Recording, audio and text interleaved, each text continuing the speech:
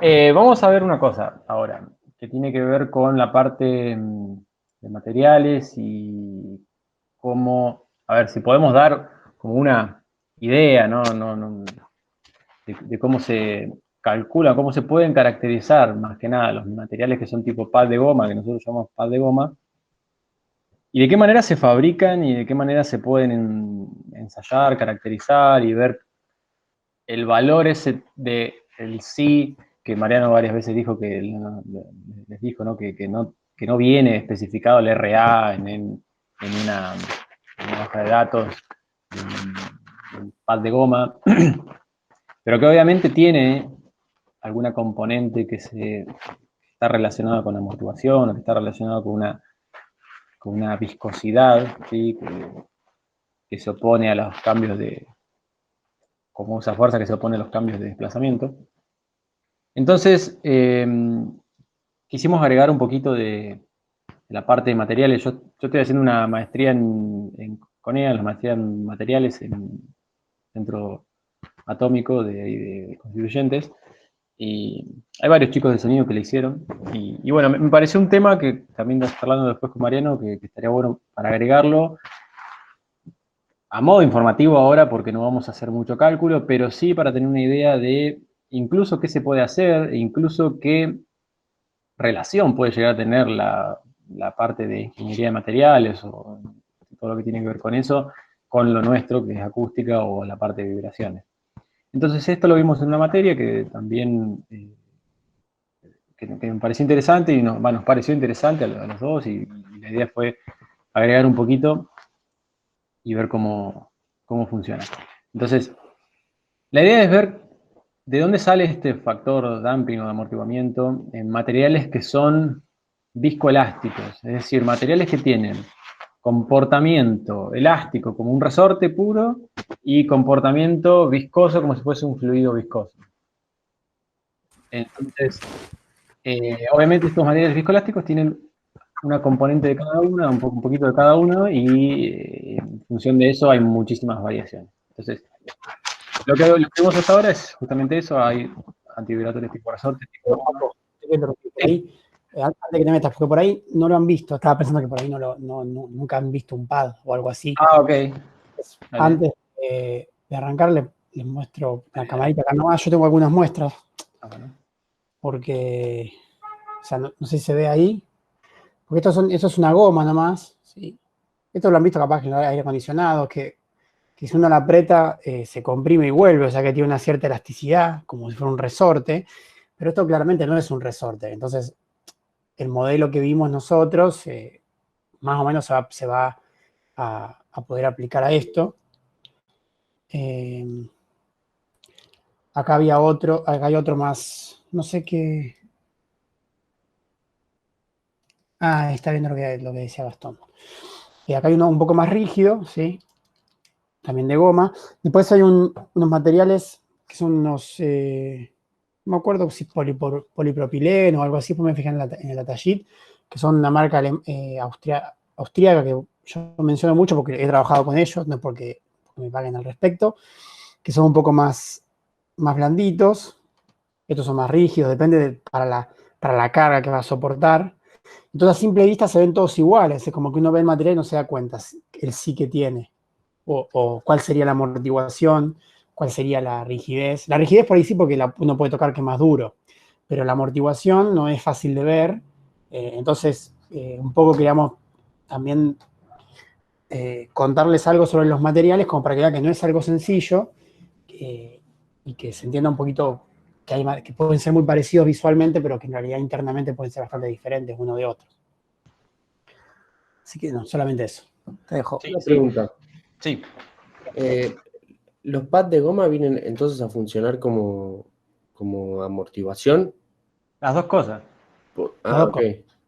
Porque, o sea, me cuesta pensar en el pad de goma como algo como digamos, como lo que vimos del amortiguador con el líquido viscoso adentro y Sí, pero funciona se así. oponga así a la velocidad. Ok, Sí, perfecto. exacto. Sí. Ahora vamos a ver un poquito, o sea, la parte elástica se ve, sí, pero bueno, por la estructura que tienen molecularmente los materiales, una parte de la energía la van a chipar fuera un amortiguador.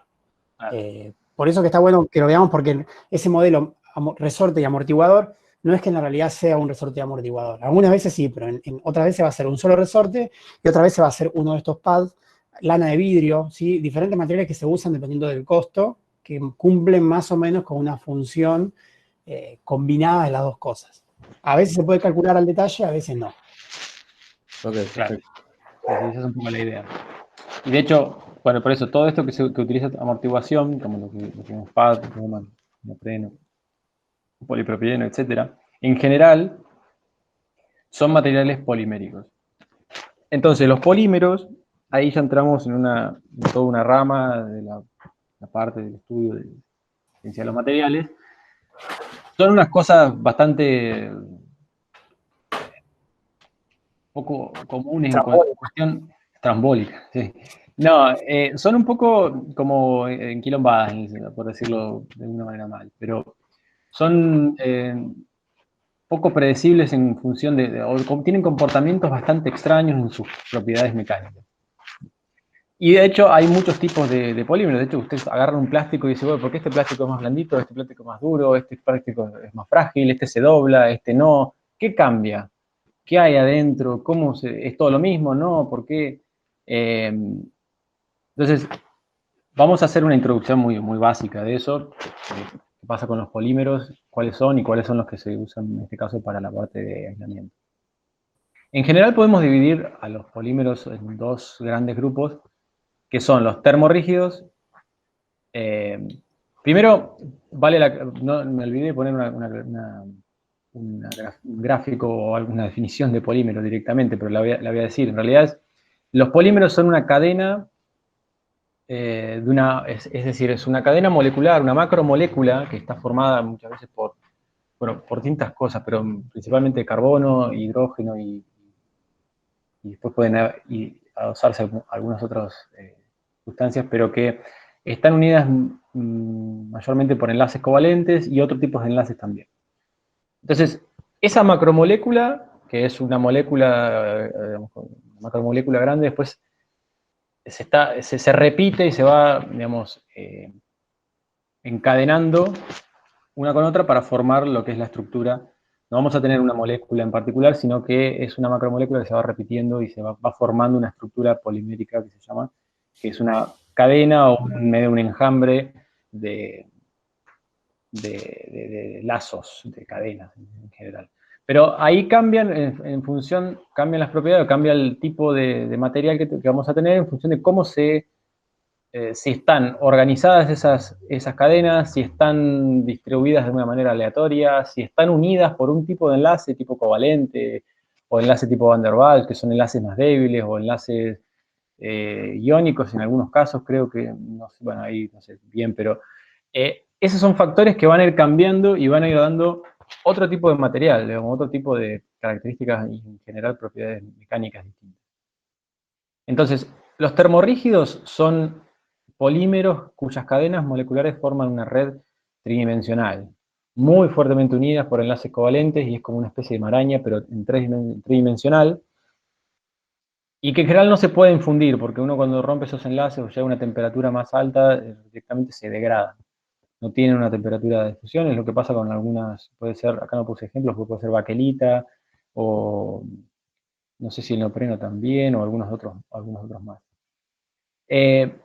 Por otro lado, el otro grupo que tenemos son los termoplásticos, que estos sí cambian, primero tienen un punto, una temperatura de fusión, lo podemos fundir normalmente son los que se usan el polipropileno, el poliestireno, el policloruro de vinilo, el PVC, digamos, que son los que se usan para materiales de uso cotidiano. En general son termoplásticos porque se pueden fundir, después moldear y después con distintos procesos industriales, bueno, hacer distintos productos. Pero además de tener una temperatura de fusión y que se pueden fundir, hay una temperatura que se llama TG, que se llama temperatura de transición vítrea. TG de glass, digamos en inglés. Pero esa temperatura de transición vítrea es algo bastante curioso en los polímeros porque, creo que la tengo acá, sí. Porque es una temperatura de transición en la cual el material se comporta como algo dúctil, algo frágil, algo flexible, dúctil, que tiene un estado, como acá dice, gomoso. Y por otro lado, cuando uno baja de esa temperatura, el material se comporta como un vidrio, es decir, se rigidiza y se comporta como es un vidrio de manera frágil. Entonces, esto que está acá, esto es TG, no está muy claro el gráfico, y esta es la temperatura de fusión. Si tenemos, obviamente acá lo que pasa con los polímeros es que hay 3 millones de variantes, porque puede ser un polímero que sea amorfo, es decir, que todas esas cadenas estén enredadas de una manera aleatoria, que no tengan una forma, o incluso esas cadenas pueden cristalizar, cristalizar en el sentido de que pueden ordenarse parcialmente, no todo el polímero, pero parcialmente puede cristalizar y ordenarse esas estructuras para formar estructuras que son más estables y también les cambian las propiedades mecánicas al final de todo. Pero esa temperatura de transición vítrea es lo que de alguna manera separa el estado vítreo, el estado frágil y el estado gomoso, el estado más dúctil, en realidad más flexible. La ductilidad tiene que ver con la capacidad de deformarse plásticamente de ese material. A nosotros lo que nos va a interesar obviamente siempre es dentro del rango elástico, pero acá es donde entran en juego los elastómeros, que se encuentran en un punto intermedio de estos dos termoplásticos. En realidad son cadenas que están entrelazadas, pero tienen una cierta continuidad, es decir, están de alguna manera un poco alineadas, pero no tienen tanto entrecruzamiento entre sí. Entonces, lo que se forma, de alguna manera, dentro de esa estructura macromolecular o todas esas macromoléculas juntas, es que se tuercen y se doblan porque tienen incluso a través de las uniones ángulos de rotación y todas esas cuestiones que lo que hace es se ovilla toda esa macromolécula, en lugar de estar estirada, se ovillan todo y se quedan como una especie de bola toda desparramada, pero están unidos algunas cadenas, no todas. Entonces, no están tan entrelazados como los termorrígidos, que no permiten directamente, uno los moldea a los termorrígidos con baja temperatura y esas uniones covalentes se quedan, quedan muy fuertes y ya después no lo podemos fundir, sino que directamente se degrada, incluso se comportan casi como un cerámico, esos también tienen mucha rigidez y directamente se parten cuando los sometemos a una tensión o algún esfuerzo. Pero lo que tienen los elastómeros, que tienen una TG, esta temperatura de transición a vidrio, es decir, por debajo de la cual se comportaría como un vidrio, debajo de la temperatura ambiente. Es decir, si uno agarra una bandita elástica o una de estas gomas, lo que sea, estamos en realidad a temperatura ambiente en este estado, en esta parte de la curva donde el material se comporta como una goma, así se llama, digamos, directamente un estado gomoso, que es flexible y la TG, digamos, la temperatura de transición vítrea está debajo, muchas veces debajo de cero, digamos. Entonces están a veces menos 50, menos 80 grados. Si uno, una bandita elástica, sometiera a esa temperatura tan baja y la sometiera a un esfuerzo, seguramente se partiría porque se fragiliza. Entonces acá hay un poco la estructura molecular, cómo se están distribuyendo esas cadenas en función de si es termostable, sería el termorrígido, y el termoplástico, que se puede moldear, que tienen temperatura de fusión, la temperatura de transición vítrea también, y el elastómero, que tiene un ordenamiento un poquito distinto cuya TG está debajo de temperatura ambiente. Eso que nos permite tener un material muy flexible a temperatura ambiente, obviamente. Después, si va a cristalizar o no, no le vamos a dar bola a eso y no vamos a meternos mucho con eso, pero eso sepanlo que puede pasar. Y eso, lo que tiene todas las partes de polímeros es que depende uno cómo enfríe, la velocidad de enfriamiento, esto puede adoptar un estado amorfo, puede adoptar un estado cristalino, el mismo material, como uno lo está fundiendo y después solidificando. Entonces, en todos estos procesos hay 3 millones de variantes que dependen principalmente de la temperatura, bueno, pero de la velocidad de enfriamiento. Entonces hay un factor más ahí que entra en juego. y que va a influir en las propiedades finales, ¿no?, del material. Bueno, entonces, estos materiales que nosotros llamamos tipo goma son complejos y tienen propiedades que se llaman anelásticas. Ahora, abajo tenemos un poco una definición. Materiales anelásticos son aquellos que cuando se le aplica una tensión, en realidad una carga, la deformación no es instantánea, sino que demora un cierto tiempo, ¿sí? Entonces, de igual manera, cuando se libera la carga, la recuperación no es instantánea. Entonces, piensen en si uno tiene el sistema resorte y amortiguador, si uno comprime el resorte, si comprime todo el sistema, si estuviesen en paralelo, eso no va, piensen, si uno comprime el resorte, instantáneamente se va a deflexionar, va a tener una deformación. Pero con el amortiguador lo que pasa es eso, es que demora un poco, un cierto tiempo, ahora lo vamos a ver en algunas curvas, y eso le da una característica anelástica. Entonces, bueno, eso permite generar una resistencia a la deformación, una cierta rigidez y una resistencia a la velocidad. O sea, hay una viscosidad, hay un cierto amortiguamiento. Bueno, lo mismo que les he dicho, son materiales poliméricos, en general con propiedades viscoelásticas que dependen de la velocidad de ensayo y la temperatura.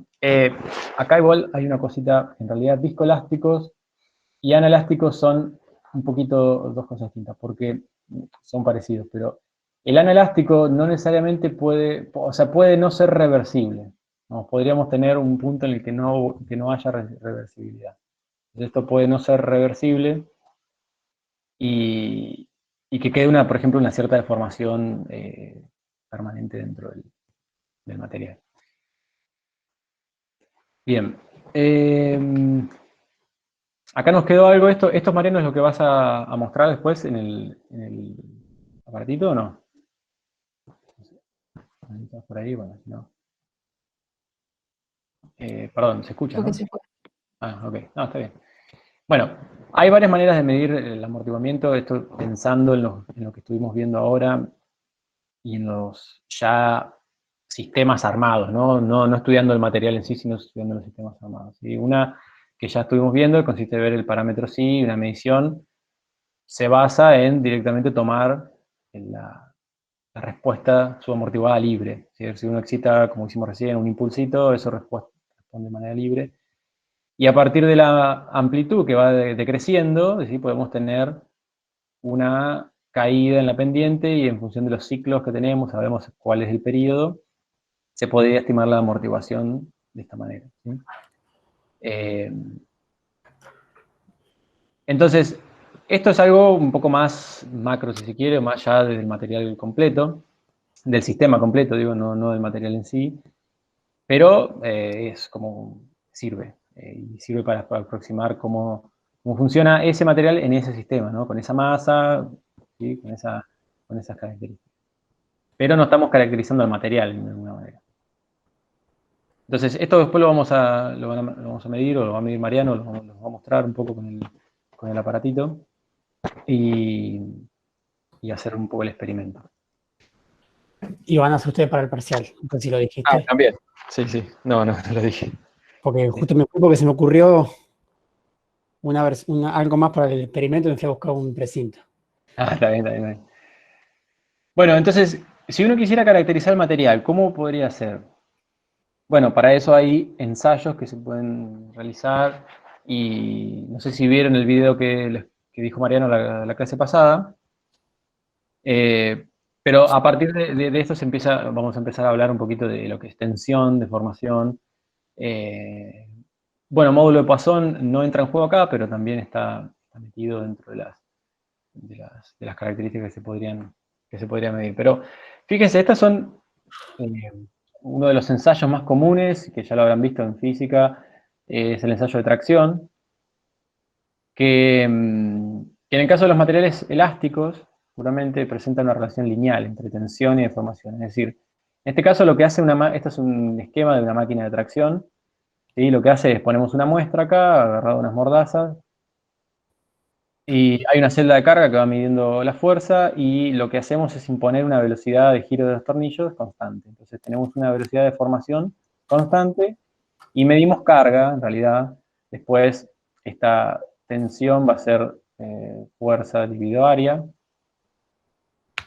área 0. Vamos a ponerme a 0 en realidad.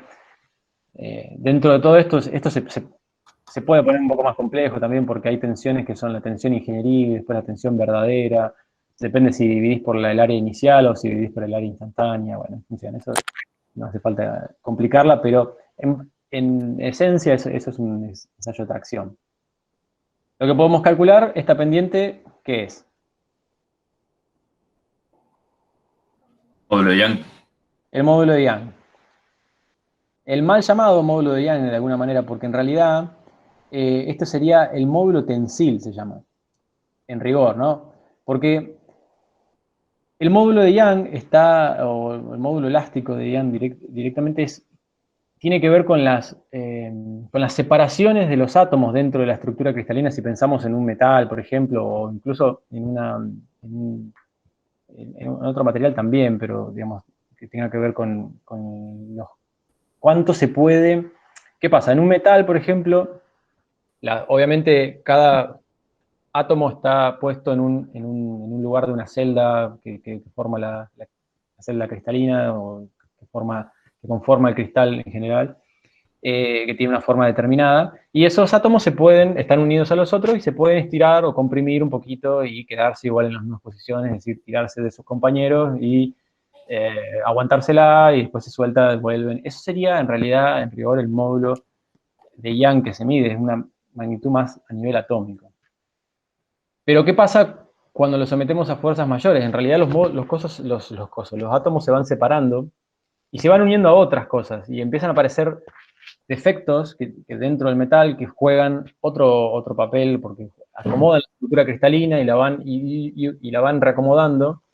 Entonces, el material en sí puede volver a su estado original, pero en realidad le estamos impartiendo todos los defectos que tiene dentro, se están reacomodando las estructuras. Entonces, cambia un poquito, en fin, no es para darle tanta vuelta, pero este módulo de Young es muchas veces, se llama así, pero es el módulo tensil, pero muchas veces también es el que se necesita saber, porque en aplicaciones prácticas nosotros queremos conocer cuál es la característica constante elástica de ese material en sí, no me interesa tanto que ya tiene ese material con esos defectos internos, con esas estructuras que ya están armadas. Entonces, bueno, uno podría hacer también un ensayo que, así como aplicamos una deformación constante, en este caso también podríamos aplicar una tensión y poner una tensión en el sentido de una fuerza por unidad de área, y esa tensión que sea senoidal, y la deformación también va a ser senoidal. Entonces esa es un poco la idea de ver qué pasa con los polímeros y los materiales, los elastómeros que tienen que ver con nuestro estudio, que es la parte de antivibratorios. Entonces, en algunos ensayos de tensión de deformación para distintos materiales poliméricos se ve que los comportamientos son muy, muy distintos. Incluso este plástico flexible puede ser el mismo material que el del elastómero, puede partir del mismo líquido del elastómero, del mismo líquido fundido. Que depende de su velocidad de enfriamiento, terminó en un elastómero cuya TG de temperatura, esa transición a vidrio está mucho más abajo de la temperatura que se está haciendo ese ensayo, y el otro puede haber quedado más rígido. Fíjense que acá la deformación, la relación tensión-deformación, el módulo de Young, la pendiente está recta, casi recta, en esta parte es mucho menor que en este plástico flexible. Entonces, se van haciendo más rígidos en función de si yo lo enfrío más rápido y eso. Pero bueno, la idea es ver cómo varía en esto en realidad, porque yo tengo capaz un metal, es más fácil, yo tengo un metal que es así, un acero asado, un hierro, lo que sea, bueno, es más o menos igual siempre, no hay tanta historia. Pero con los elastómeros cambia mucho en función del proceso, con los polímeros en general cambia mucho en función del proceso que uno le hace, y las características, las propiedades mecánicas pueden cambiar drásticamente. Los plásticos rígidos son muy rígidos en el sentido que son, tienen un módulo tensil muy alto y directamente fracturan acá, este punto llega acá porque no hay plasticidad. Acá fíjense que hay una zona de plasticidad todo esto tiene que ver con la parte de ductilidad, bueno, hasta que hay un crecimiento de la curva y después fractura, después acá también rompe. En lo que es fibras también, no hay plasticidad, o sea, no son materiales tan dúctiles, no tienen capacidad de formar plásticamente, sino que directamente rompen. Y acá también, a su vez, el mismo material, ensayándolo a distintas velocidades, se va a comportar distinto. Entonces, es un lío. Esto solamente para mostrarle que es todo un lío. Fíjense que este módulo de Young, esta pendiente, es muy distinta a esta, muy distinta a esta, muy distinta a esta, y corresponde a distintas velocidades de ensayo. Del mismo ensayo de tracción, en el que yo le impongo una velocidad de formación constante, bueno, si yo incremento esa velocidad de formación, el material se va respondiendo de manera más rígida, se va haciendo más frágil. Si yo le doy más lento, bueno, el material tiene capacidad de estirarse o de acompañar más y de ser, incluso de formarse plásticamente, de ser más dúctil y después romper. Entonces, bueno, otro tipo de ensayos que se hacen es, porque en realidad el módulo, el ensayo de tracción mucho nos sirve para esto, para saber cómo responde un material en función de sus componentes elásticas y componentes viscosas. Se hacen ensayos de dos ensayos más que pueden ser. El ensayo de relajación es muy similar, pero lo que se hace es aplicar instantáneamente una deformación, ¿sí? Una cierta deformación es cero, constante en el tiempo, y se evalúa después cómo varía la tensión sigma en función del tiempo. Entonces yo tomo la probeta, lo que yo sea que esté ensayando, con la máquina le pongo un desplazamiento inicial y mido con una celda de carga, puede ser, la fuerza, que después la divido por el área y me da tensión, de ese material. ¿Qué pasa? Acá hay algunos ejemplos de cómo responderían. Fíjense en el caso, vamos a ver acá estas curvas, corresponden a lo mismo, nada más que están separadas. La curva A corresponde a un sólido, a un material anelástico. La curva B corresponde a un material elástico. Fíjense, imagínense como un resorte. Vamos a analizar este primero. Si yo le pongo una deformación inicial, la tensión se mantiene constante.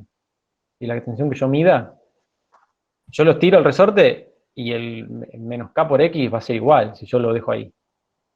¿Entiende? Ahora, si yo tomo un viscoelástico, lo que tiene es que puede ser, por ejemplo,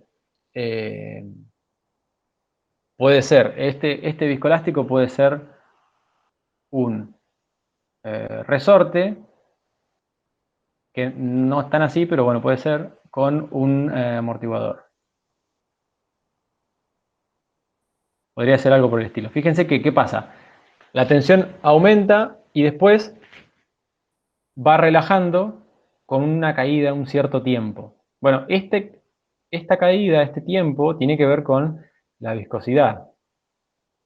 Y fíjense si imagínense un resorte y un amortiguador. Si yo estiro instantáneamente, ¿qué va a pasar? Imagínense que está atado en un punto, yo tengo fijo acá y tiro de arriba. Lo primero que va a pasar es que el resorte se va a estirar. Va a almacenar energía potencial en el, digamos, según la deflexión, según cuánto se estire. El amortiguador no se va a enterar en ese momento. ¿Por qué? Porque va a tener un tiempo de relajación, un tiempo en actuar. ¿Y qué va a pasar? Toda la energía potencial que está guardada en el resorte se va a disipar en el amortiguador. Es decir, el resorte como que va a tirar al amortiguador, se va a disipar y va a quedar todo así. Entonces, lo que sucede es que, bueno, ahí es ese tiempo en el que se relaja la tensión y volvemos a un estado de equilibrio. El resorte se volvió a su estado original y el amortiguador se estiró, pero quedó ahí, en esa posición. ¿Sí? Como no responde a los cambios de desplazamiento, si el desplazamiento es fijo, ya una vez que liberó esa energía, toda la energía almacenada en el resorte se liberó en el amortiguador, ya está, queda ahí. Y el caso anelástico es un caso en el que puede quedar una tensión remanente, simplemente eso, la única diferencia. Es decir, puede quedar tensionado de alguna manera. ¿Por qué? Y puede haber una combinación de resortes, de amortiguadores. No sería un serie así directamente. Entonces, eso es un poco cómo se hace, y lo que se mide es este módulo M, módulo de relajación, que es en función del tiempo, el sigma dividido el epsilon 0, es simplemente para normalizar en función de si uno estira más o estira menos, de forma más o de forma menos la probeta. Ese es un tipo de ensayo. Otro tipo de ensayo, que se usan para lo mismo, es aplicar instantáneamente una tensión constante y ver, y que se remueva en un cierto tiempo t, y ver después cómo varía el desplazamiento. ¿Sí? Entonces lo que se mide es este J, que es la adaptabilidad o compliancia del sistema, y se mide el desplazamiento en función del tiempo. ¿Sí? Entonces, yo someto a una tensión y veo cómo eso, digamos, se desplaza, cómo se va deformando en función de esa carga que es constante. Este ensayo se llama termofluencia o CRIP. Se hace también con la máquina creo que se puede hacer con la máquina de tracción. Y bueno, la idea es un poco parecida, es ver cómo son estos tiempos. Fíjense, vamos a ver el caso elástico. Si yo le aplico una tensión, la deformación es instantánea, se mantiene. Yo lo suelto, el resorte baja. Deformación cero. ¿Sí? Es totalmente instantáneo. Tac. Digamos, aplico una fuerza, el resorte se estira instantáneamente a una deformación constante, suelto la carga, vuelve a la deformación inicial. Hay que juego que están malas referencias. Sería A elástico por el gráfico. Está puesto, Tenés razón. Sí. está puesto B elástico, pero sería el A. Sí. Esto es A. Sí. El C, no, está todo al revés, porque esto sería B, no, esto sería C, Claro, y B viscoelástico. este es B, sí, perdón, lo voy a cambiar. Después lo corregimos para las de ambos. Sí, y este sería el C. Bueno, el viscoelástico y el anelástico, encima le puse, no sé, anelástico, son similares en el sentido de que tienen un tiempo de reacción hacia la tensión, hacia la deformación que van a adquirir, es decir, les demora un tiempo responder a esa solicitación que estamos poniendo de una carga. El C también, y la diferencia es que el viscoelástico vuelve a su posición inicial y el anelástico queda con una deformación remanente. Esa deformación remanente no quiere decir que hubo deformación plástica, sino que vamos a necesitar, ahí es donde entra lo que había dicho Mariano la otra vez, de esa curva o ciclo de histéresis, donde necesitamos, incluso si estamos haciendo una tensión que es de tracción, vamos a tener que hacer una compresión para volver al valor de formación inicial. Ahora igual lo vamos a ver con unas curvas donde se entiende un poco más. Pero queda esa deformación remanente. Entonces, lo que se hace, se mide J o M en función del tipo de ensayo, y en función, ¿sí? Si es termofluencia o CRIP, o si es ensayo de relajación de tensiones. Y bueno, esto quedó medio colgado, ahora lo vuelvo a poner. Lo que se hace es medir estos dos parámetros en función de un modelo o el otro, y a partir de ahí ver cómo determinar las componentes elásticas y las componentes viscosas. Esto que está acá es porque lo que yo les mostré recién es ante una solicitación que es constante. Uno aplica una fuerza o un desplazamiento constante, o una deformación constante, o aplico una tensión constante.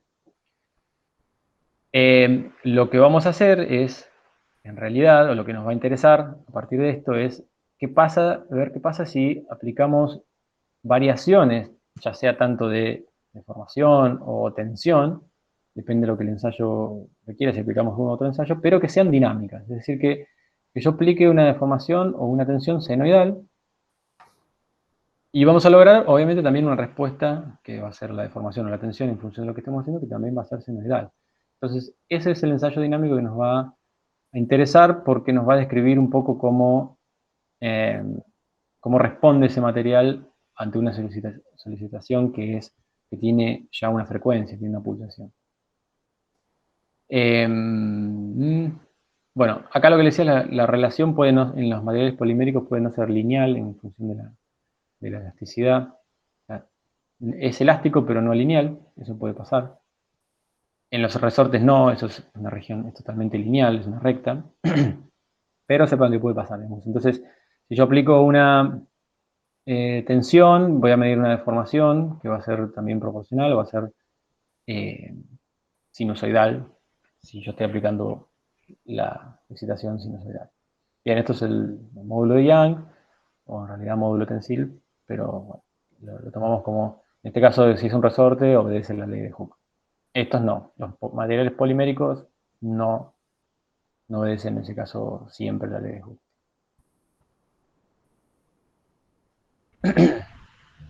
Bueno, esto es lo que estaba diciendo un poco antes y había comentado Mariano también, es que qué pasa si nosotros aplicamos una tensión, digamos, vamos por acá, pero cuando bajamos la tensión, en realidad la curva, el material no vuelve, o sea, el sigma baja, sacamos la carga, el material no vuelve por la misma curva, sino que vuelve por esta que está acá, y le queda para tensión carga cero, le queda una deformación remanente.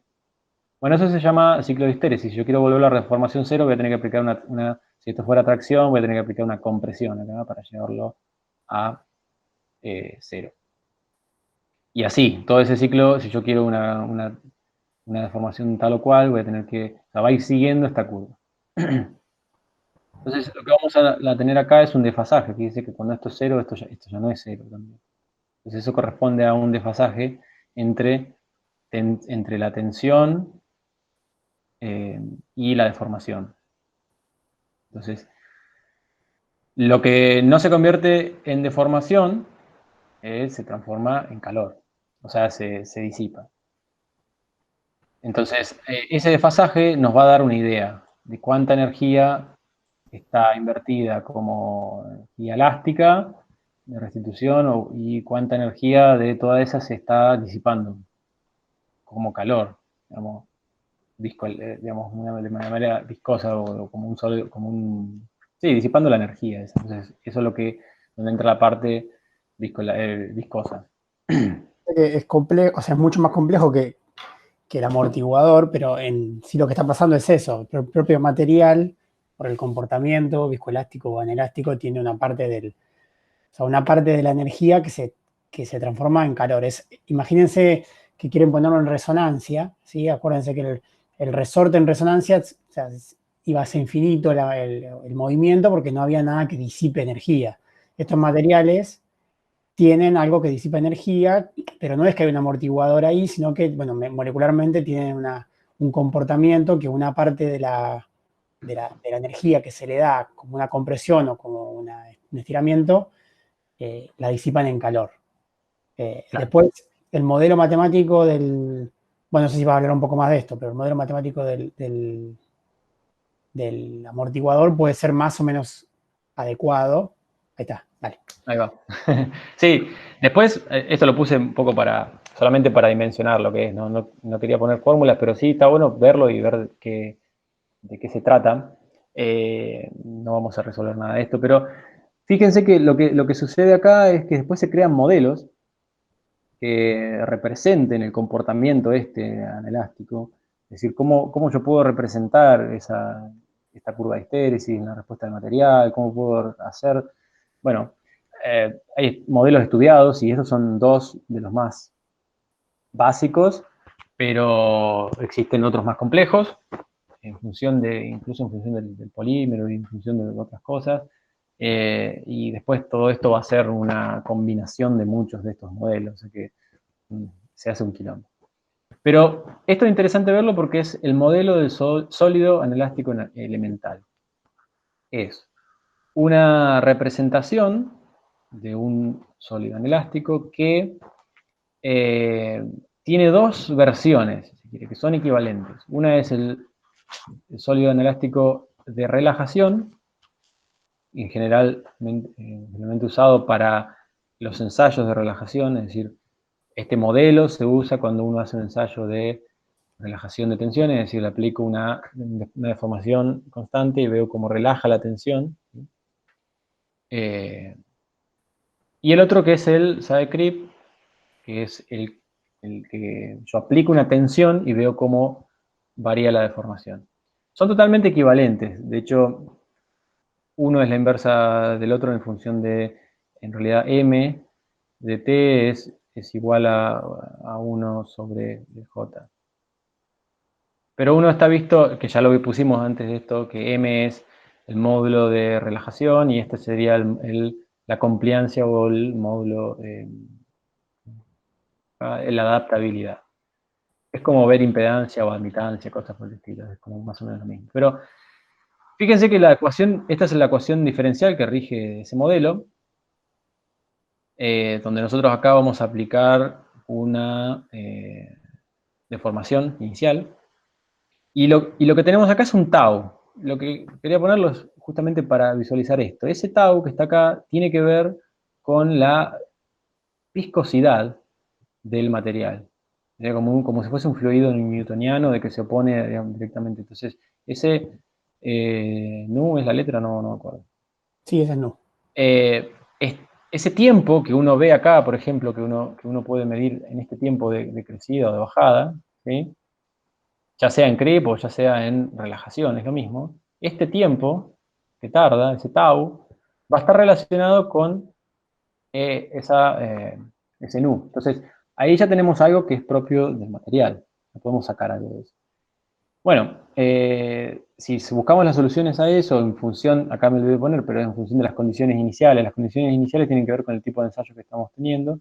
Nos queda cómo varía el módulo, digamos, de relajación en función del tiempo, que es lo que habíamos puesto antes, tensión en función del tiempo, dividido ¿cómo es? La deformación inicial. Y aparece esta función que es donde está acá el tau máximo, el tau, perdón, de relajación, que está relacionado al nu. Lo mismo y totalmente equivalente es para este caso. En realidad, estos que son módulos, se llaman relajado y módulos no relajado, tienen que ver con cuando, o sea, con carga, o sea, cuando hay relajación y cuando no está relajado, cuando está relajado, cuando está excitado, cuando está con una carga solicitada. Esto es lo mismo, relaxe, no relaxe, no importa igual mucho ahora. La idea es ver que de una ecuación diferencial se puede extraer un parámetro que es el tiempo el tau y que ese tau está relacionado con el nu. Fíjense abajo la ecuación tiene, no sé, dice delta M y tiene una E a la menos algo. O sea, esa E a la menos algo es una exponencial negativa y esa exponencial negativa puede ser equivalente a la E a la menos psi omega 0 del sistema masa resorte con amortiguación que vimos nosotros. O sea que es parecido, digamos. Es más complejo, pero es parecido.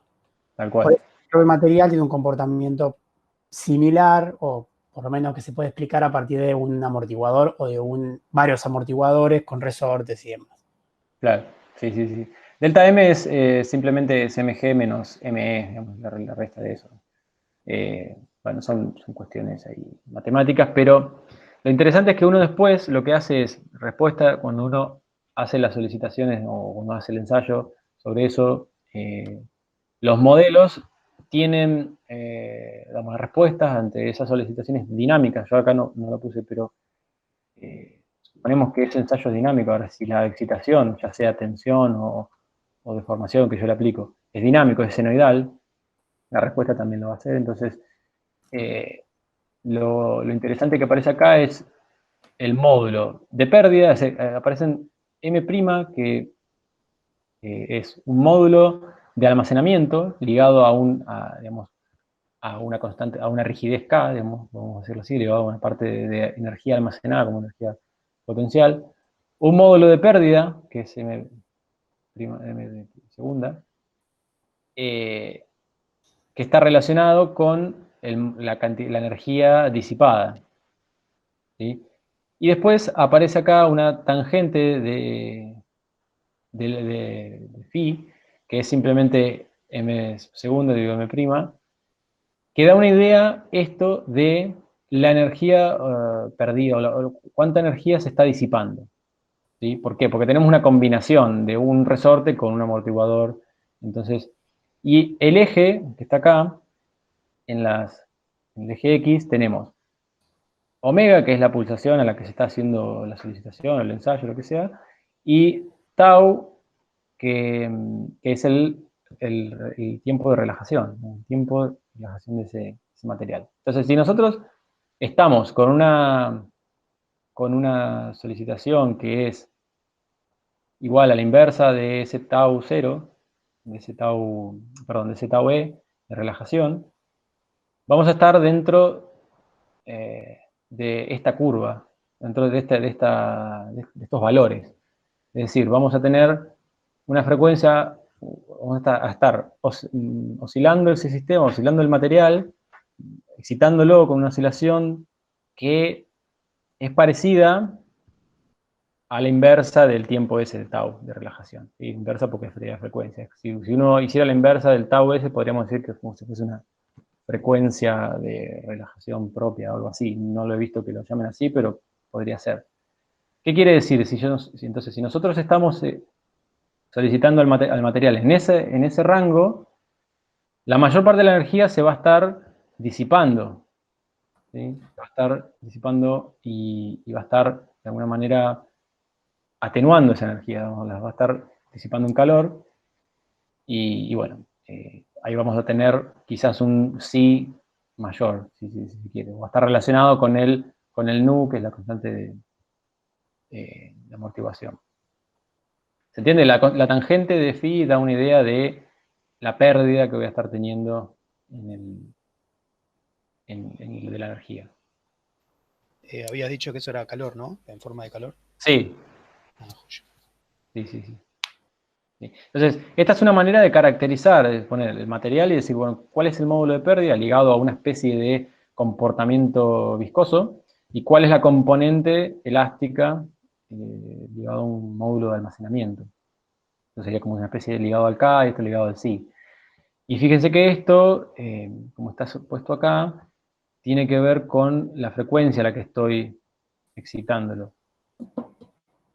Si lo estoy excitando más arriba, esto se comporta, casi todo lo almacena y lo devuelve.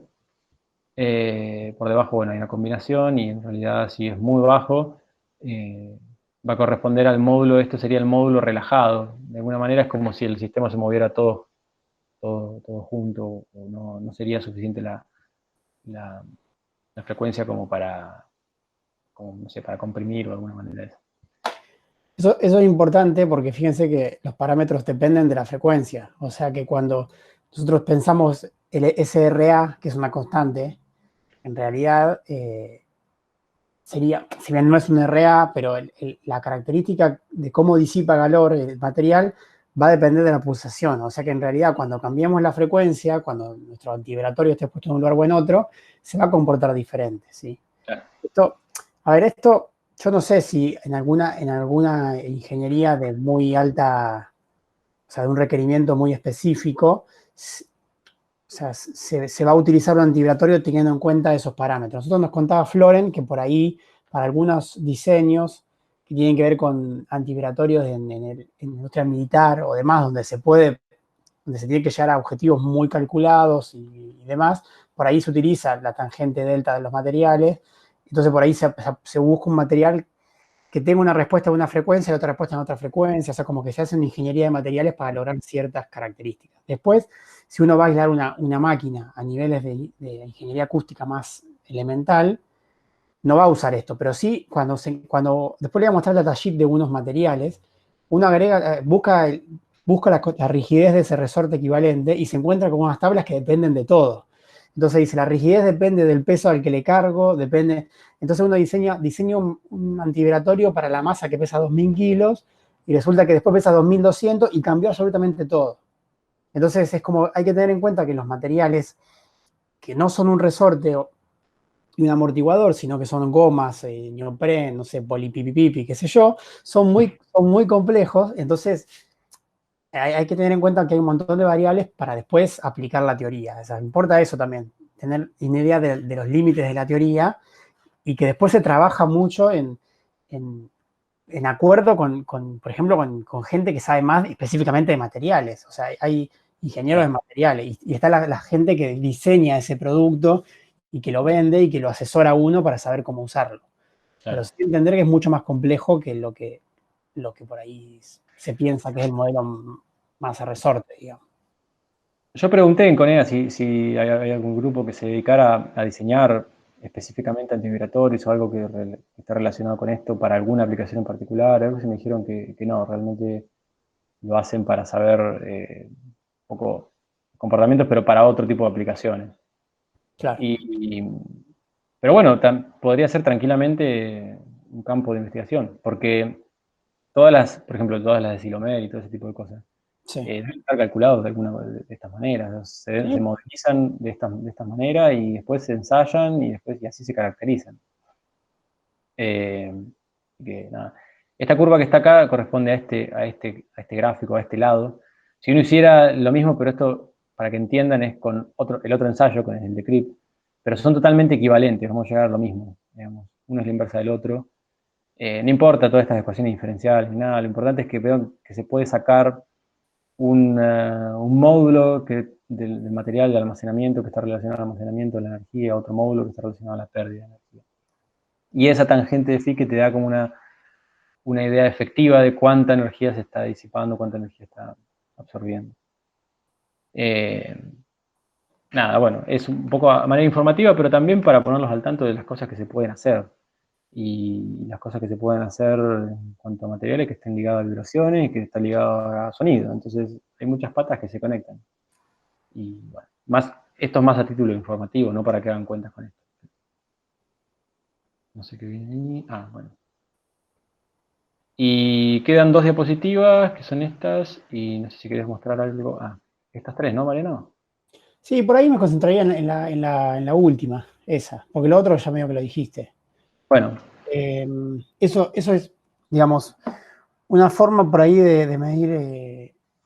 Ahora vamos a hacer la prueba, yo sé que se podían quedar un ratito más, vamos a hacer la prueba de esa medición en el tiempo en el cual se genera una excitación y se va amortiguando el sistema y se calcula el psi del sistema. Hay otra forma de evaluar un sistema antivibratorio, o por ahí se usa por ahí, no sé si para algún tipo de material, que es midiéndolo en el dominio de la frecuencia, sería equivalente. Pero uno tendría que forzar el sistema a diferentes frecuencias, hacer como un barrido en frecuencia. Entonces, imagínense que tenemos esa curva que se ve ahí, es la curva que veíamos de respuesta en frecuencia, por ejemplo, de la amplitud dinámica, la misma curva, pero lo que estamos haciendo es forzar ese ensayo a diferentes frecuencias e ir viendo cómo responde el sistema a cada frecuencia. Entonces tenemos una curva que va a tener un máximo en la resonancia y esa curva puede ser más o menos angosto el pico, ¿sí? Los que hayan hecho algo de electricidad ya saben que los filtros también se comportan de la misma manera, o por ahí los que vienen de efectos eléctricos me refiero, que vienen de algún técnico, un secundario técnico.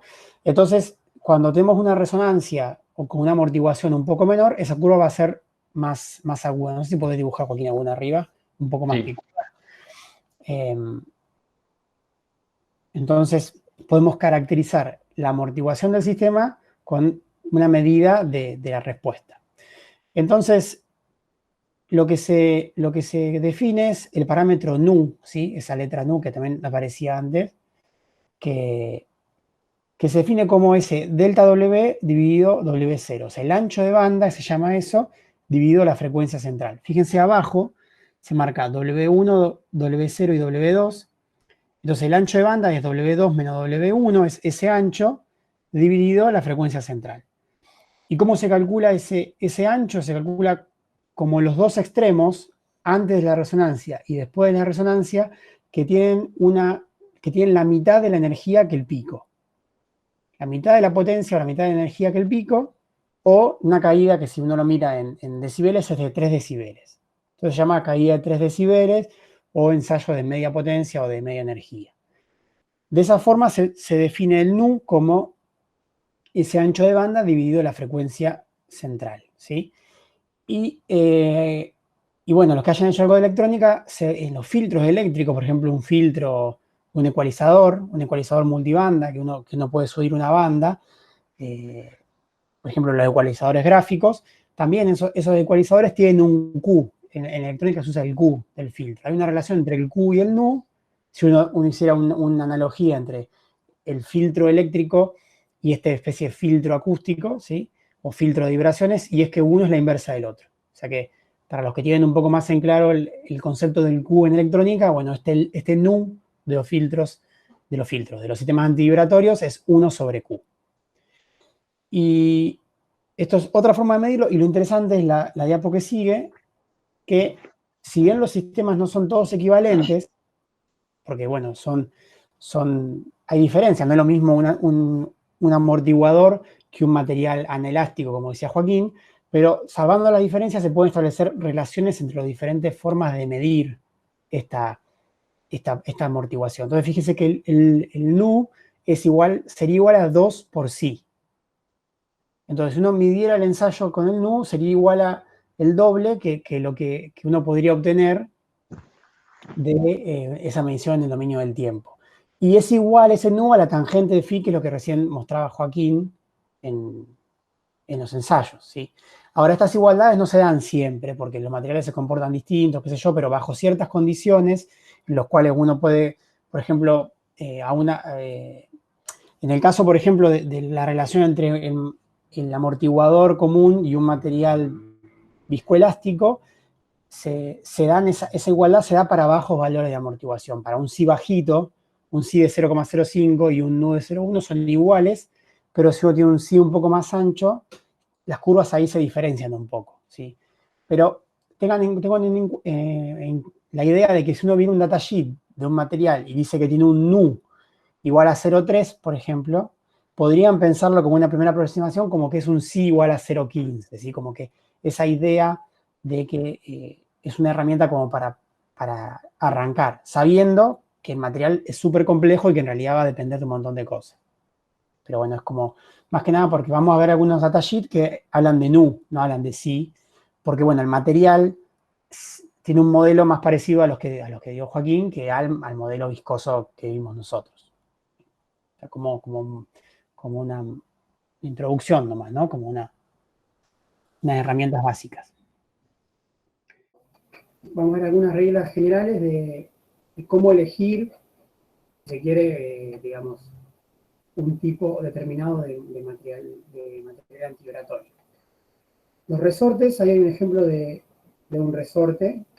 Se usan generalmente, hemos dicho, como regla para funcionamiento continuo o para atenuar bajas frecuencias. Esto vamos a recordarlo porque está bueno hacer un poco más de hincapié. Acuérdense que el resorte, como tiene poca amortiguación, generalmente en resonancia presentan una amplificación muy notoria del movimiento de la fuerza transmitida. Entonces, como se da esa respuesta muy amplificada, conviene que se use con máquinas que son de funcionamiento continuo, es decir, que pasan por la resonancia cuando arrancan o cuando paran, pero después están todo el tiempo funcionando de manera continua, entonces no hay riesgo de que vuelvan a pasar por la resonancia donde no tienen control estos sistemas.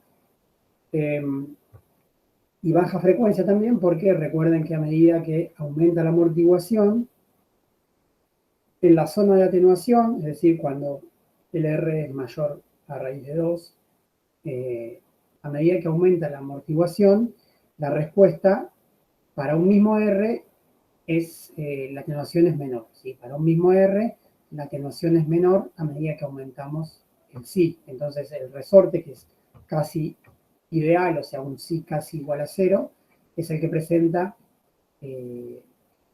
mayor atenuación. Por eso, si hay que ir con un resorte, hay que atenuar una máquina de muy baja frecuencia, conviene o va a ser más fácil llegar con un resorte que con un pad de goma.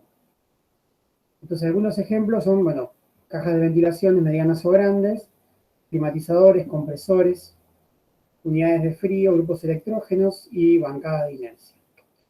Y los pads, que ahora vamos a ver un poco más, generalmente se utilizan para funcionamiento interrumpido, es decir, máquinas que se apaguen y se prendan todo el tiempo, que puedan pasar por la resonancia, entonces tener controlada la respuesta en resonancia, y para frecuencias más bien medias, y no para frecuencias bajas. También se usan para aislamiento a impactos, que en inglés se conoce como aislamiento de shock. Ahora vamos a ver algunos ejemplos de cómo responden estos pads de goma y cómo responde un resorte a un impacto, ¿sí? A un shock en la práctica, que es un poco lo que vimos con Joaquín de respuesta al impulso y de respuesta al escalón en la clase pasada.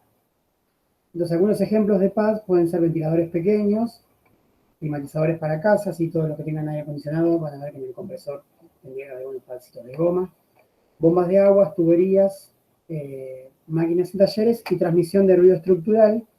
Van a ver más de eso en acústica 2, pero se utiliza también material del tipo goma o elastómeros para atenuar un poco la transmisión de ruido por vía estructural, ¿sí? Por ejemplo, si una pared vibra, que la vibración de esa pared se transmite al piso de la sala de al lado, entonces para disminuir esas comunicaciones secundarias se utilizan también materiales del tipo goma, ¿sí? Una pregunta. Sí. Cuando hablamos de baja frecuencia, frecuencias medias, más o menos de qué valores estamos hablando, para saber nada más. Y más o menos, por lo menos lo que yo he tenido, los pads de goma o de neopreno, elastómeros, a menos de 12, 13 Hz, o sea, de F0, o sea, omega 0, 2 por pi por 10 Hz por redondear, le cuesta llegar. O sea, abajo de 10 Hz es difícil que podamos tener un pad de goma que funcione bien. Por ejemplo, nosotros teníamos que atenuar si la frecuencia que, digamos, excitadora es 10 Hz, entonces uno tiene que tener un omega 0 o un F0 bastante abajo de 10 Hz. Por ahí, no sé, 5 Hz sería R igual a 2. Entonces, por ahí, para tener un R igual a 4, necesitaríamos 2,5 Hz. 2,5 Hz, imposible llegar con un pad. Sí o sí vamos a tener que usar un resorte. Perfecto, Pero bueno, gracias. es una aproximación, ¿eh? O sea, en general, Sí. se basa mucho en el peso que pueden soportar, y los fabricantes están más o menos hasta dónde funcionan cada uno de los productos. Perfecto, buenísimo. Bien, voy a mostrar un videito de una empresa que se llama Kinetic. Es una empresa norteamericana. Yo calculo que se va a ver bien, vamos a ver si se ve bien. ¿Ustedes lo ven en pantalla completa o lo ven chico? Ahí. Se ve completo. Sí. Bueno, es un ensayo, es marketinero, pero es para que tengan una idea. Lo que van a generar es un ventilador chiquitito que está funcionando en régimen, o sea, está todo el tiempo vibrando, y al lado hay un vaso de agua y se ven la amplitud de las oscilaciones en el vaso de agua. Entonces eso sería proporcional de alguna manera a la fuerza transmitida, ¿sí? Porque la fuerza transmitida a la mesa es la que hace vibrar el vaso de agua. Entonces le van a poner diferentes materiales y se ve claramente cómo funciona mejor el resorte que los otros materiales en régimen, ¿sí? Uno tendría que suponer que están todos sintonizados a la misma frecuencia, cosa que no sabemos, pero bueno, suponemos que es así.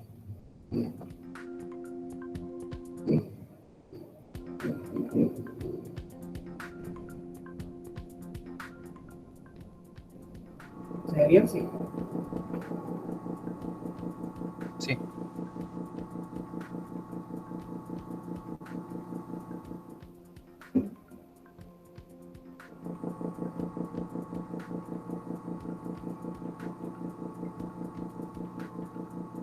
Ese material neopren es bastante normal, ¿sí? Que haya pads de neopren. Esto es fibra de vidrio, lana de vidrio. La lana de vidrio, voy a pausar un segundo, si bien es un material que en realidad es absorbente, lo vamos a ver en la unidad que sigue en la otra, hay una lana de vidrio de alta densidad que es muy rígida y que se usa como antivibratorio muy casero. Por ejemplo, si uno quiere poner un piso flotante, Entonces, si se quiere poner un piso flotante y tener un poco de aislamiento a los ruidos, sobre todo a los impactos, entonces por ahí, en vez de poner la manta en el piso flotante, no sé si la han visto, que es una manta que debe tener 1,5 milímetros, 2 milímetros de espesor, se puede poner una capa de grana de vidrio que tiene un espesor de 5 milímetros. Obviamente perdés altura, pero eso genera una amortiguación un poco de los golpes.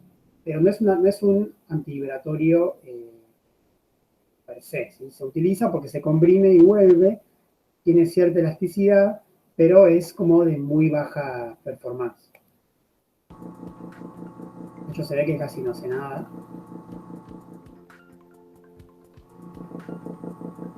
Y eso es con unos resortes, ¿sí? Es solamente conceptual.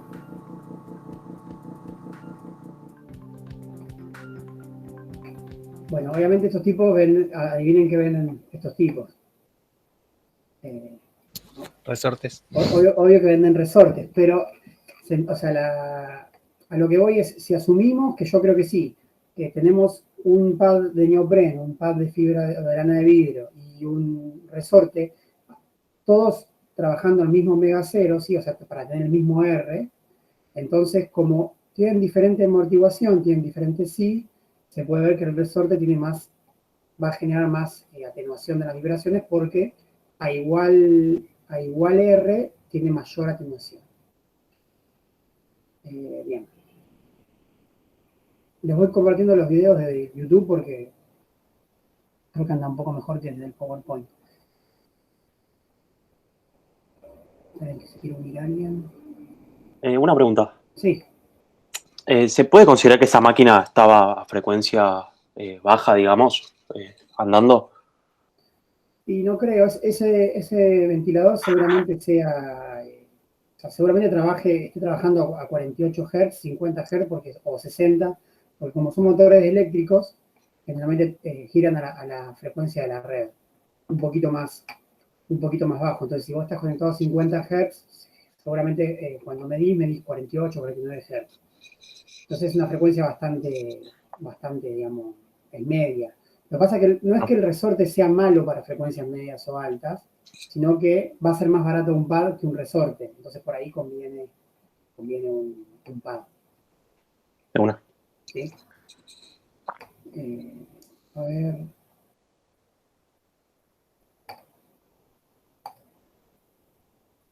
Bien, este es el video que les mostré recién. Bueno, esto es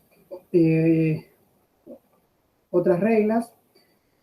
En Estados Unidos, sobre todo, a algunas empresas de resortes se les llama funcionamiento low tone, digamos, como sintonizado en baja frecuencia, o sintonizado bajo, que quiere decir que la frecuencia de resonancia del sistema antivibratorio está por debajo de la frecuencia de operación. Esta es la forma que nosotros vimos de trabajo, ¿sí? Por ejemplo, se fijan en la curva azul, ¿sí? Tenemos la zona de amplificación y desde raíz de 2 para adelante la zona de atenuación. Entonces, esa zona es la que se le llama low tune, digamos, o sea, como sintonizado abajo, que es la zona en la que nosotros vimos que hay que trabajar.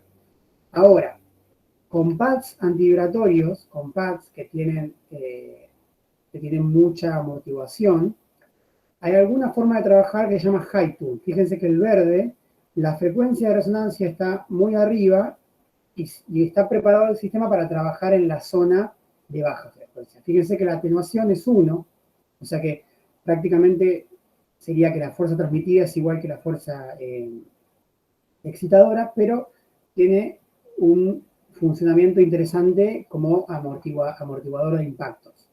Pero hay que tener cuidado, sí, por eso acá aquí tiene este lobito de cuidado, porque si se trabaja en esta zona, se corre el riesgo de que se pueda entrar en la resonancia. Entonces, generalmente, todos los materiales y todos los fabricantes, digamos, configuran sus equipos, sus antivibratorios para trabajar en la zona de amplificación.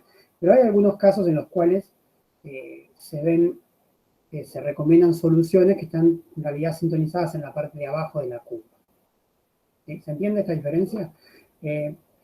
Si uno lo mira así en el dominio de la frecuencia, no tiene mucho sentido porque no hay atenuación, es casi 1. Es 1 en realidad, pero vamos a ver que en el dominio temporal puede tener un poco de efecto.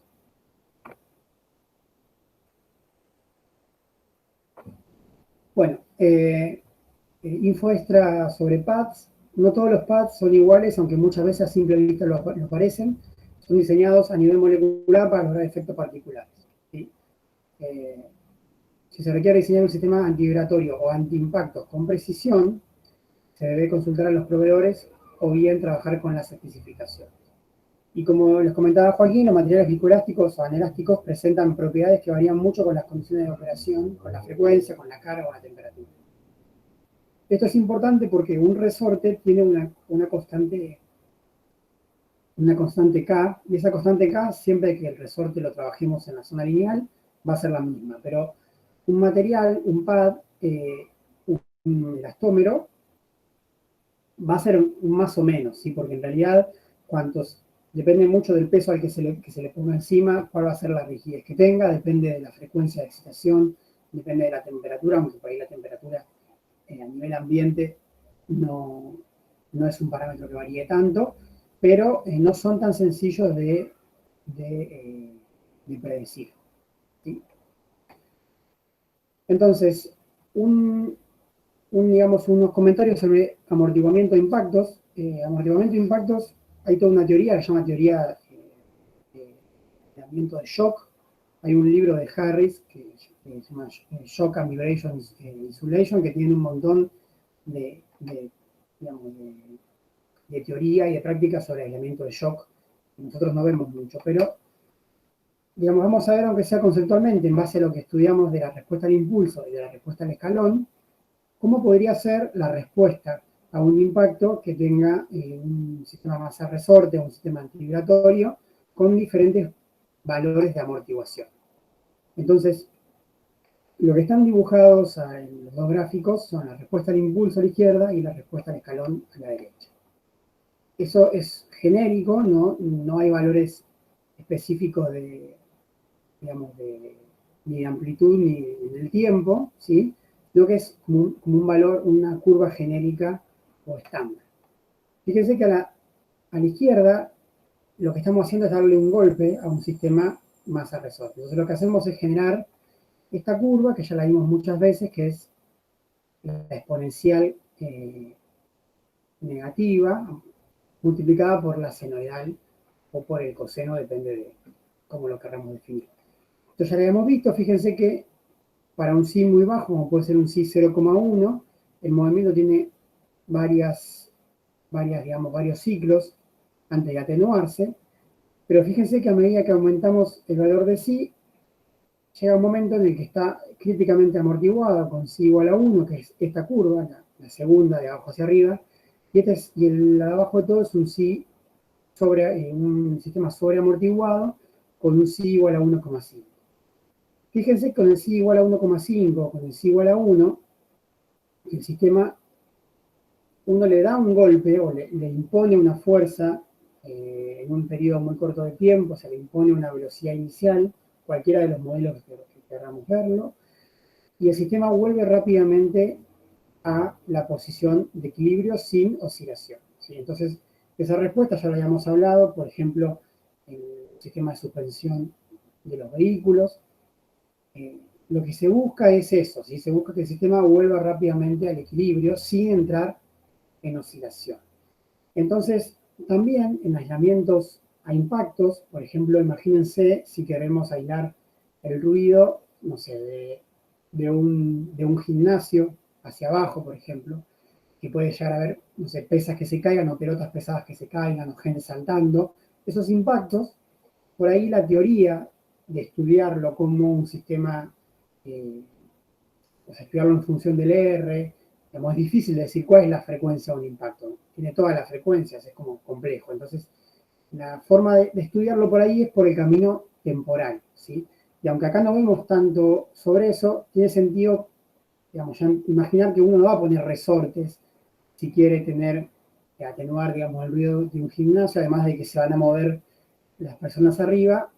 Eso va a generar una oscilación que lo que conviene es que el sistema rápidamente vuelva a la posición de equilibrio, o sea que convendría un elastómero, un material tipo neopren, tipo goma, o algunos de los materiales que hay en el mercado. Lo mismo se puede ver para el caso de la respuesta al escalón. La respuesta al escalón, acuérdense, es una fuerza que comienza abruptamente y se mantiene, ¿sí? Eso lo podríamos ver como algo que se cae y se queda en el piso, ¿sí? O sea, un peso que se cae y se mantiene. O un desnivel, si hablamos de, por ejemplo, una suspensión de un vehículo, subir un cordón cuneta o bajar un cordón cuneta, o sea, eso serían como escalones. Y fíjense también que para bajas amortiguaciones el sistema va a entrar a oscilar arriba del valor del escalón, que en este caso es un escalón unitario, pero para una amortiguación más alta, como puede ser si 0,7, 1, 1,5, el sistema digamos, tiene como una carga y se pega al valor del escalón. Entonces, esto también lo podemos imaginar como al revés, ¿sí? Como un escalón hacia abajo, si en realidad la fuerza está en otro sentido.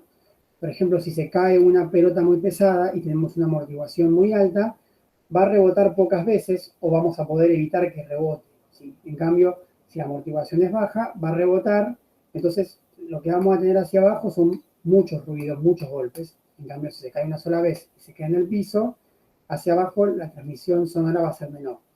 Por eso que en ese caso, en el caso de impactos, se suele utilizar materiales del tipo goma, materiales con una amortiguación importante.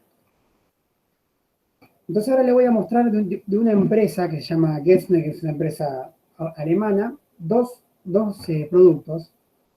Uno son los que usamos el otro día para medir la amortiguación con el sistema, pero un poco como para que vean que a simple vista son iguales, ¿sí? Y sin embargo están diseñados para cosas bastante diferentes. Por eso que es importante siempre, cuando vamos a trabajar con pads, ver si tenemos información detallada sobre los materiales. Este material se llama Silo Dump, ¿sí? Dump de dumping, dumping es amortiguación en inglés. Fíjense que son unas gomas de diferentes colores. Esta empresa tiene la particularidad que le pone diferentes colores a las diferentes rigideces, si se quieren, ¿sí? A los diferentes materiales. Ahora veo un poco más, fíjense, Silomer, y también son, digamos, gomas de diferentes colores. Entonces, por ahí si uno los tiene en la mano, puede llegar a apreciar una diferencia, pero la verdad que parecen bastante parecidos y sin embargo son a nivel molecular muy, muy diferentes y tienen una respuesta que es muy diferente un caso del otro. El Silodump está pensado como, fíjense que dice es un poliuretano, un elastómero poliuretano de alta amortiguación. Y está pensado específicamente para absorber la energía de impactos. Entonces, un uso que ellos ponen es, por ejemplo, un sistema de transporte de materiales, en el que, por ejemplo, puede ser que una valija, supongamos, o un material que va a una cinta transportadora se cae y va a impactar contra el límite, contra el fin de la cinta transportadora, entonces ahí se puede poner un material que amortigue ese impacto, ¿sí? El Silomer es un material de la misma empresa que está pensado como un resorte, o ser algo parecido a un resorte. Acá dice que es un PU elastoma, no sé si será también poliuretano, si vos Joaquín sabés qué significa algo PU. Pero bueno, es No, un no sé. material, porque uno dice que son de celdas abiertas, pero de celdas cerradas, no sé bien. Sí, es que es un lío ahí. El mismo Sí. material incluso puede ser tratado térmicamente distinto y tener otra cosa. Igual si es PU, a ver, ahí lo busco. Bueno, fíjense que el fabricante en este caso da una curva de flexión en función de la carga, ¿sí? Esto de flexión en función de la carga, esta pendiente, ¿a qué sería igual? ¿Para quién? Una especie de módulo de Young de... Claro, una especie de módulo de Young que es, vamos a ver en un ratito, que es como fuera la constante de rigidez del resorte, ¿sí? O sea, cuán rígido es el sistema. Fíjense que, primero que nada, algo importante, que son lineales, pero tienen dos rectas, ¿sí? Se comporta como una pendiente hasta acá y con otra pendiente hasta acá. Y todos tienen la misma respuesta. Esto, que está acá, es el rango, se llama rango estático, y esto es el rango dinámico, y tiene que ver con la compresión, es decir, uno lo comprime y tiene una deflexión, pero cuando lo quiere comprimir más es como que se vuelven, digamos, sería menos rígidos, ¿sí? O sea, son más rígidos para una carga baja, pero menos rígidos para una carga alta. Esto es por una característica del material, o sea que nunca les van a dar un valor del módulo de Young o un valor de la constante del resorte que sea fija, sino que son mucho más complejos de trabajar estos materiales. Y lo que yo le quería mostrar es, acá tengo Silodamp, que es el primero que les mostré, el Silomer y otro más que se llama Silodim. Y fíjense los factores de pérdida mecánica. Este factor de pérdida mecánica es el nu.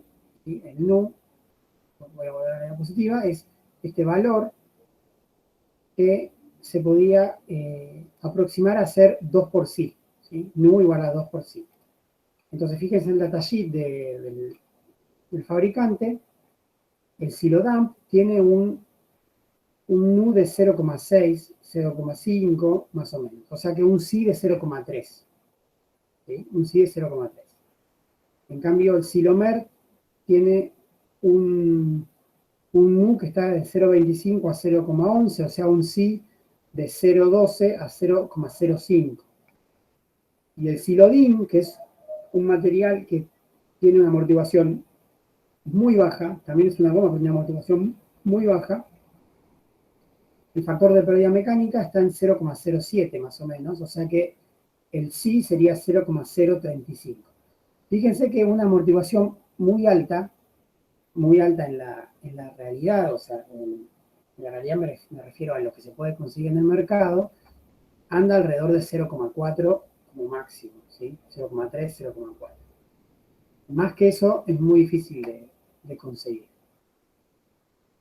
Entonces, el PU es poliuretano. poliuretano también. Ok, gracias, Juan. Viste que entonces es el mismo material, poliuretano, pero tienen diferencias a la forma de fabricación que hacen que sean muy diferentes los materiales uno del otro. ¿Sí? Claro.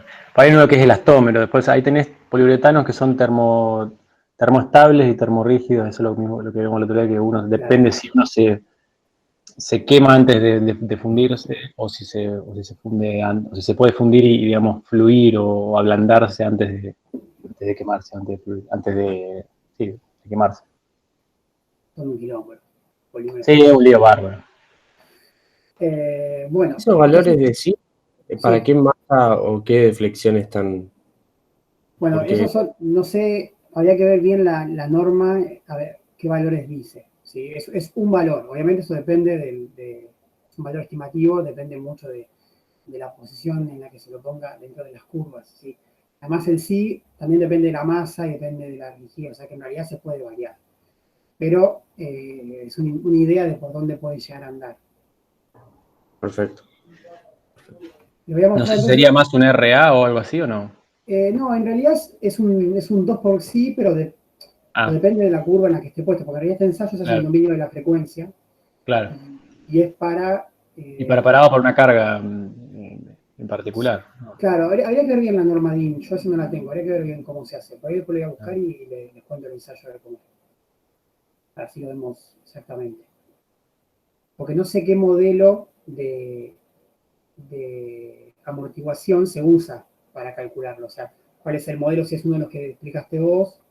Claro, sí, estaría interesante verlo eso. Claro. Si es algo relacionado con eso, con lo anterior, o si lo anterior no se usa y se usa otra cosa. Yo creo que debe ser algo relacionado con eso. Bueno, voy a buscar esta norma DIN. Voy a mirar a ver si encuentro algo. Bueno, entonces le voy a mostrar ahora un videito de esta empresa. Esperen que dejo de compartir. Estos videos también los subí en el aula virtual.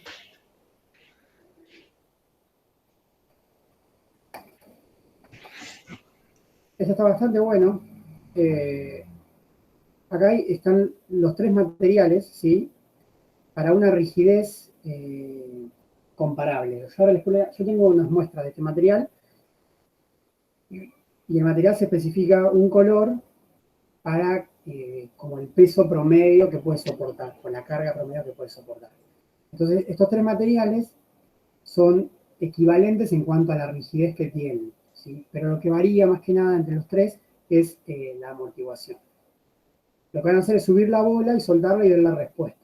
Acuérdense de lo que vimos de la respuesta, eso sería la respuesta al escalón, ¿sí? Porque el peso de la bola se tendría que quedar abajo, ¿sí?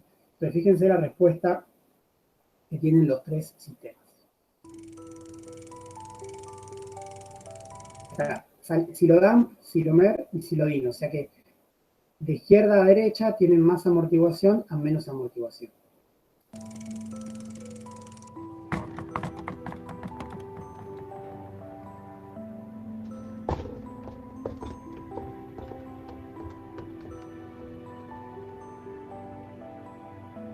¿Sí? ¿Se vio bien? Sí, joya. Sí, joya. Eso es solamente una propiedad del material. Entonces, nuevamente yo siempre hincapié con lo mismo. Por ahí en la práctica, depende del grado digamos, de exigencia técnica que haya, puede ser que ni sea necesario saber la amortiguación. Podríamos diseñar el sistema suponiendo que es un resorte, sabiendo que después vamos a tener un error, y lo más probable es que para ciertos usos, civiles sobre todo, funcione bien. Pero por ahí, digamos, en industrias más complejas, o en aplicaciones más, donde se requiere un poco más de precisión, ya hay que meterse con algunos materiales conociendo las propiedades de los materiales. Entonces, muchas veces va a haber que recurrir a los fabricantes para diseñar en conjunto los antivibratorios, porque ellos conocen, por ejemplo, cuál de los tres elegir, que a simple vista son iguales. Y bueno, le voy a mostrar otra pestaña, otro video de la misma empresa, está en otra pestaña, que muestran aislamiento de impacto del Silodam, un material, comparado con otra goma que no dicen cuál es. ¿Sí?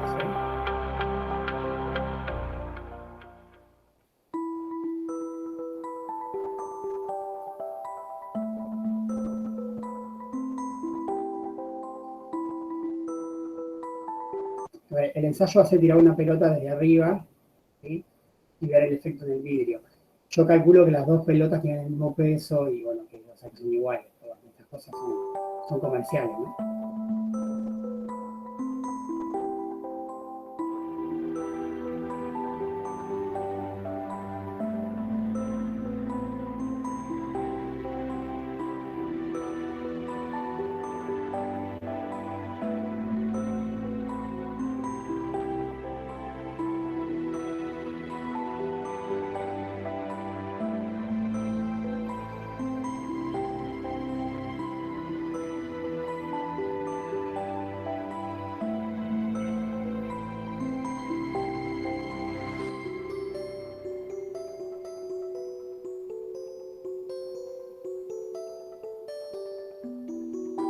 Es un vidrio blindado.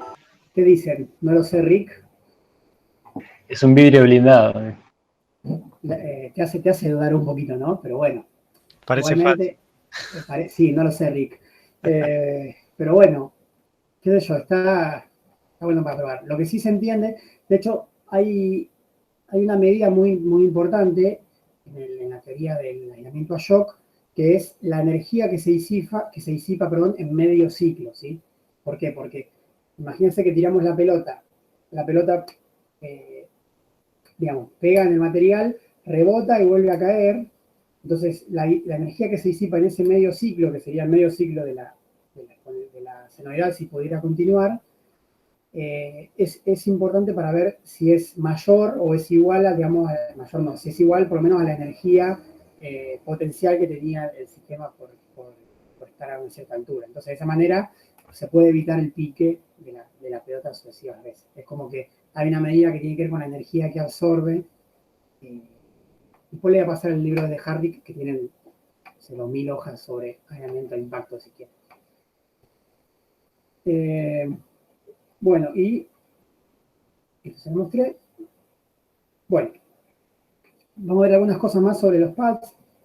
Esto es un dato, digamos, que la fórmula parece sacada de la galera, pero si repasan el video que les puse sobre la definición del módulo de Young en función de la tensión y la deformación, se puede despejar esta fórmula. Es decir, si tenemos un pad determinado, ¿sí?, de ciertas dimensiones físicas, entonces se puede calcular la constante de ese resorte, o sea, del resorte equivalente, que sería ese pad. La K equivalente es el módulo de Young de ese material por el área. El área es el área que va a estar en contacto con la carga, ¿sí? El área que va a estar en contacto con el peso de la máquina, dividido el espesor de ese material. ¿Sí? Entonces, estos materiales generalmente se venden o en unos cuadraditos, como yo le mostré el otro día. Entonces uno puede poner uno arriba del otro, por ejemplo, y ahí va a bajar la K equivalente, ¿sí? Tanto porque son como dos resortes en serie, o por esta fórmula, porque la K va a ser la mitad, porque el espesor va a ser el doble. También uno puede aumentar el espesor poniendo varios al lado, y eso va a ser un resorte más rígido. Tiene sentido como ponerlo en paralelo, pero también tiene sentido porque encarándolo de esta fórmula. Y también hay algunos materiales que se venden en planchas, entonces uno puede cortarla con la forma que uno quiera. Entonces por ahí a veces hacer una pata de 10 centímetros por 10 centímetros o hacerla de 12 centímetros por 12 centímetros permite ajustar un poco la constante de ese resorte, ¿sí? Es importante que ese área esté en contacto con el peso de la máquina. Imagínense que tenemos esta pata y tenemos una máquina que tiene una pata redonda que está en el medio. Bueno, obviamente, por más que tengamos un pad gigante, solamente se va a comprimir el medio, o sea que en realidad el área real no va a ser toda, sino que va a ser el área donde está apoyada la pata. O sea que piensen ese área como el área que se va a poder comprimir, va a poder deflectar en base a la masa que se le agregue arriba. ¿Sí? Sí. Perdón, Mariano, no sé si hay preguntas, no sé si estás escribiendo o compartiendo algo. No aparece la pantalla. Soy un recontra vivo. Disculpen.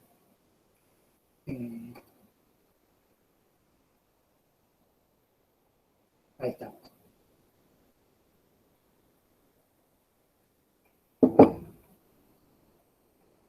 Bueno, le decía eso, que tenemos un pad como el que está acá, la constante del resorte va a ser esto, el área sobre el que va a tener acceso, digamos, a la carga, por el módulo de Young dividido la deflexión, ¿sí? Dividido, perdón, el espesor.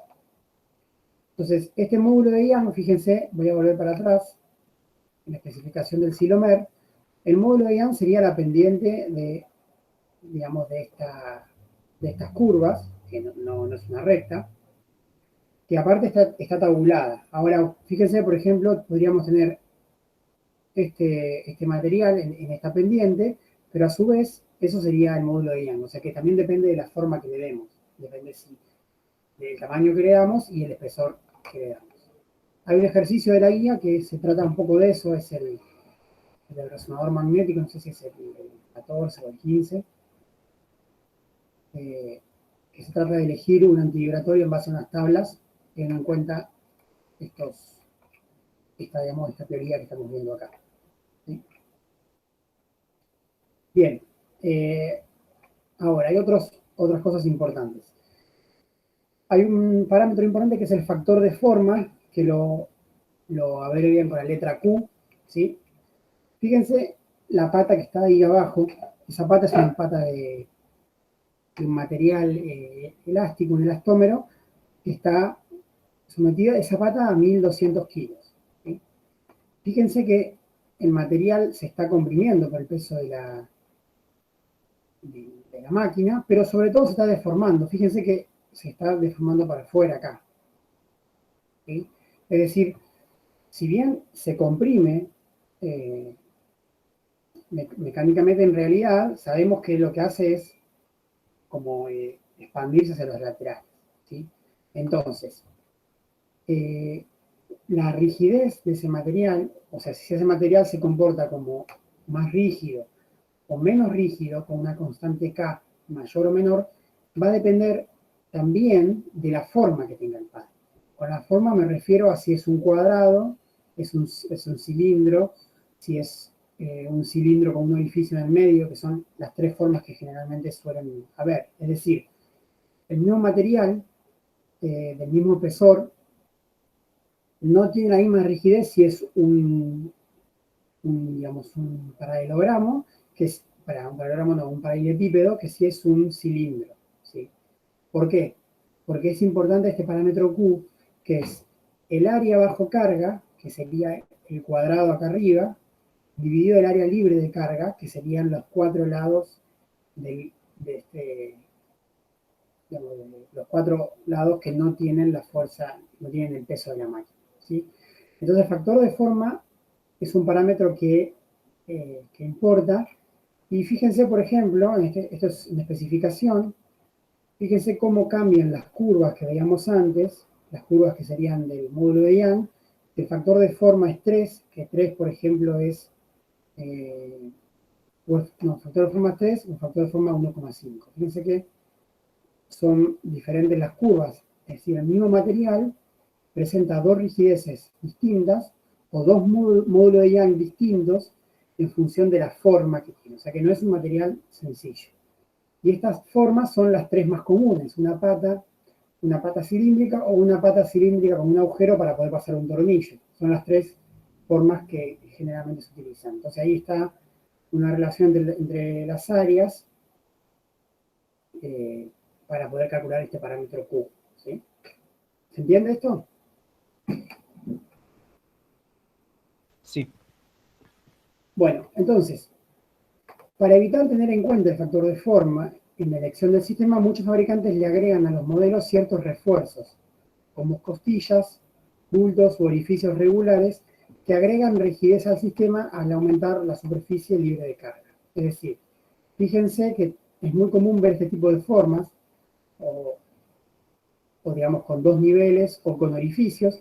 Eso que hace que la superficie que está cargada sea menor, entonces comparado con la superficie libre de carga, porque al tener pliegues a veces es todo más rígido. Entonces, en este tipo de pads, o este tipo de pads de goma, si uno corta un cilindro, un círculo, o corta un cuadrado, generalmente las rigideces son parecidas, porque con este tipo de nervaduras que se le da al sistema se aumenta mucho la rigidez. Entonces, de alguna manera, se hacen independientes de la forma que se le dé. Así que, por eso en parte es que tienen esas formas, además de para hacerlo más rígidos, obviamente, para no tener que depender de la forma con que se le da al sistema. Bien. Bueno, otro aspecto a tener en cuenta es la distribución de cargas dentro de la superficie del pad antivibratorio, ya sea por el tamaño de la pata de la máquina a la que se acoplará. Perdón, sí. Mariano, no entiendo bien qué buscas vos en el QS, que era área de carga dividido área libre de carga. O sea, no entiendo si vos buscas, en definitiva, que ese Q sea grande o que sea chico y por qué. No, ese Q lo vas a tener bueno en función de la pata que tenga tu máquina. Por ejemplo, si tu máquina tiene... a eso venía en esta diapositiva, ¿sí? A ver, si tu pata tiene una... No sé si se ve con la cámara, ahí se me ven. Okay. Supongamos que esta es la pata de la máquina, tiene una base que es media circular. Eso te va a imponer que vos tengas que usar un antivibratorio con esa forma. Porque si vos le pones abajo de esto un pad que tiene la forma, digamos, del teléfono, lo único que se va a comprimir de ese pad es la parte que está apoyada en la pata.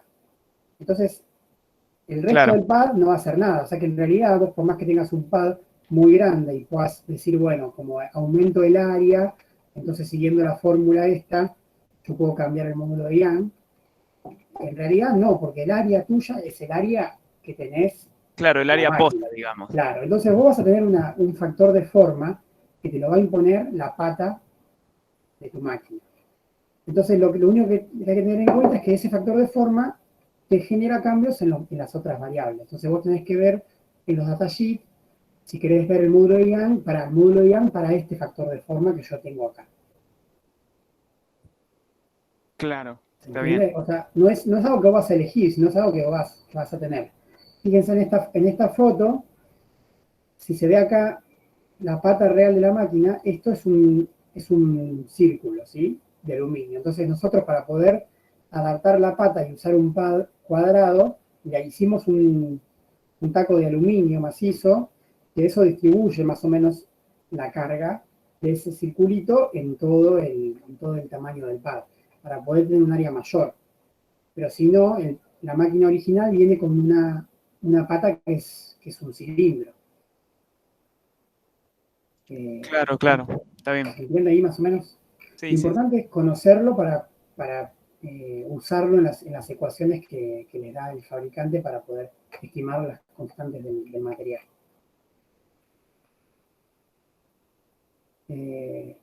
Bueno, y otra cosa, bueno, lo que iba es esto, que generalmente los pads antivibratorios vienen con planchas metálicas arriba y abajo para que la carga de la máquina se distribuya en todo el pad.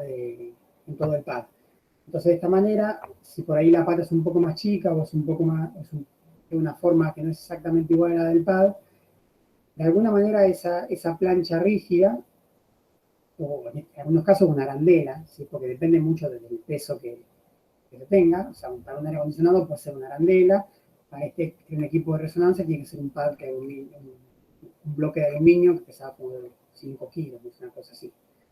Pero esta pata capaz que tiene 50 kilos de peso y esta máquina tenía 1000 kilos de peso arriba. Entonces, bueno, tiene sentido pensar en diferentes tipos de elementos rígidos. Pero la mayoría viene con un elemento rígido, generalmente de metal, para distribuir mejor la carga en todo el material elástico y que no sea solamente una carga puntual, para que se comprima todo ese bloque.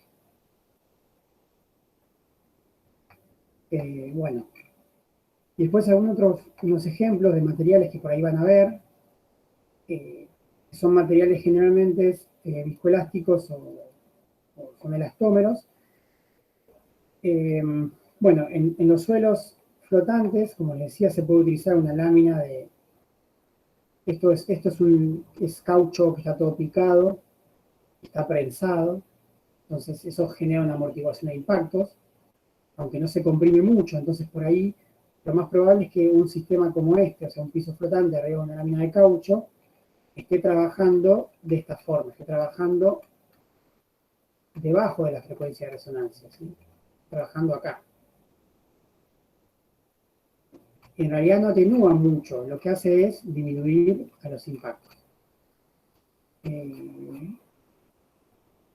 Otro ejemplo es en la construcción, sobre todo, acá no se usa mucho en Argentina, pero en los países donde se construye mucho con madera, ustedes saben que la madera cambia mucho, o sea, expande y se comprime mucho con los cambios de temperatura y humedad. Entonces, también transmite mucho los ruidos de golpe. Si uno golpea una placa de madera, eso, digamos, es una membrana. Entonces, para cortar la transmisión de ruido estructural, se utilizan este tipo de materiales en forma de láminas.